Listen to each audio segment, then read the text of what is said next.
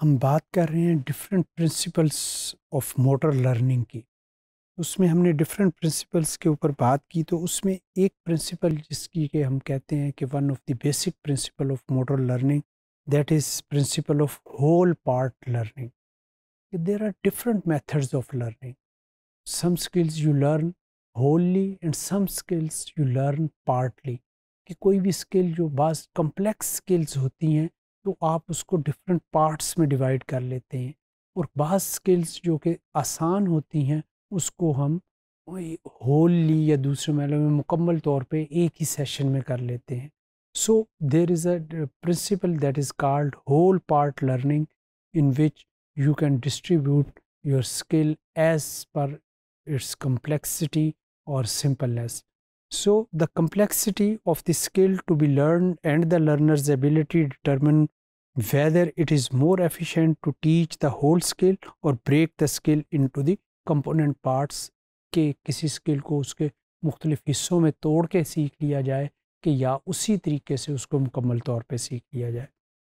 There is another principle that is called principle of transfer, कि किसी भी चीज़ को किसी दूसरी चीज़ में ट्रांसफ़र करना, that is called the principle of transfer. The more identical to tasks are the greater the possibility that positive transfer will occur. कि एक जैसी ही दो चीज़ें अगर कोई बच्चा लर्न करने में, तो उसको पिछली जो चीज़ होती है वो उसकी अगली लर्निंग में मदद देती है। लेट्स सपोज, जैसे इसकी एक सिंपल सी मिसाल अगर आप देखें, तो एक बच्चा जो है बाइसिकल चलानी सीखता है, और जब वो वही बच्चा मोटर बाइक सीखने की कोशिश करता है तो उसके लिए आसानी वही बाइसिकल की सी जो लर्निंग है उसको हेल्प कर रही होती है। जब हम स्पोर्ट्स की बात करें, तो अगर स्पोर्ट्स की बात करें तो रैकेट स्पोर्ट्स में जैसे स्क्वाश है, जैसे आपकी लॉन टेनिस है, तो अगर किसी ने लॉन टेनिस खेली हुई है तो उसको स्क्वाश की लर्निंग में वो मदद देगी। इसी तरीके से स्क्वाश खेली हुई है तो उसको उसमें लर्निंग में मदद देगी बैडमिंटन में, और ये वाली लॉन टेनिस में।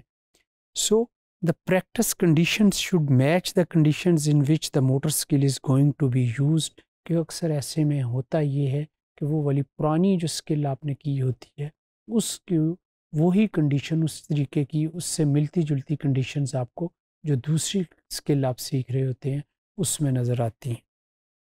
There is another principle that is called principle of skill improvement.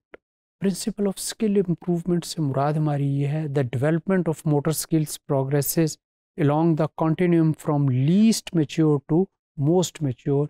के आसान से आप मुश्किल की तरफ जाते हैं, आप सिंपल से कम्प्लेक्स की तरफ जाते हैं।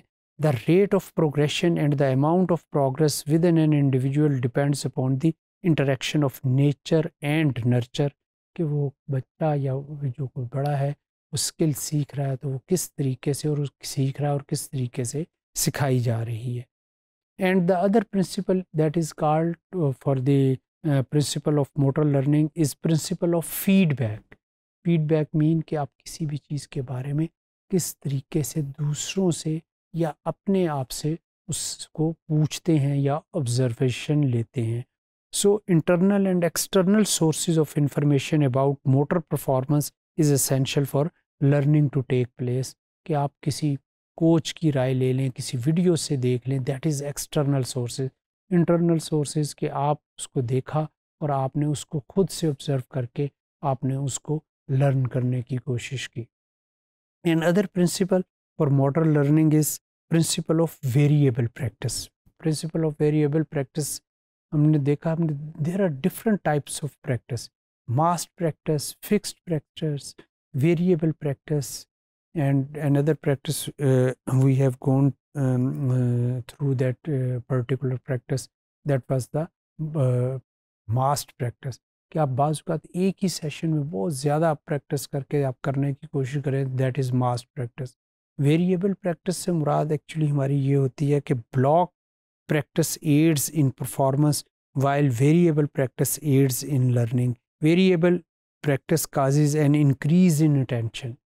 कि आप उसमें वेरिएबल प्रैक्टिस में आप मुख्तलिफ अंदाज से आप सिचुएशंस को टैकल कैसे किया जाता है, आप उस अंदाज से प्रैक्टिस करते हैं।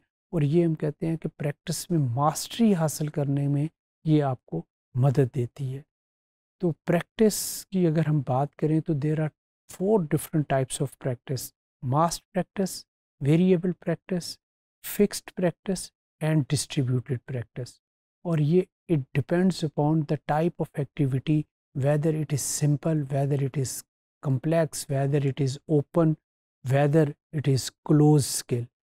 मुख्तलिफ अंदाज की स्किल्स को, मुख्तलिफ अंदाज की ड्रिल्स की जब आप प्रैक्टिस करते हैं तो इसमें जो most appropriate type of practice होती है फिर आप उसका इस्तेमाल करते हैं।